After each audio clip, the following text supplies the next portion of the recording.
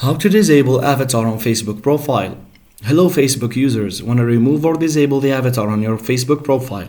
Let's get started. Start by launching the Facebook app on your mobile device. Log into your account. Tap on your profile picture or your name at the top of the Facebook app's home screen to access your profile. On the profile page, tap on the edit profile or the edit option next to your profile picture to make changes to your profile settings. Scroll down to the features section or the about section of your profile settings. Look for the option related to your avatar or profile picture. Depending on the Facebook app version in your device, you may see different options for managing your avatar.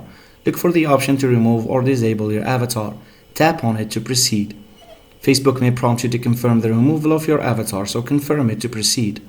Once the avatar is removed, tap on the Save or Done button to save your changes and update your profile settings. And fantastic job! You've successfully disabled avatar on your Facebook profile. Happy browsing! Thanks for watching, and don't forget to subscribe.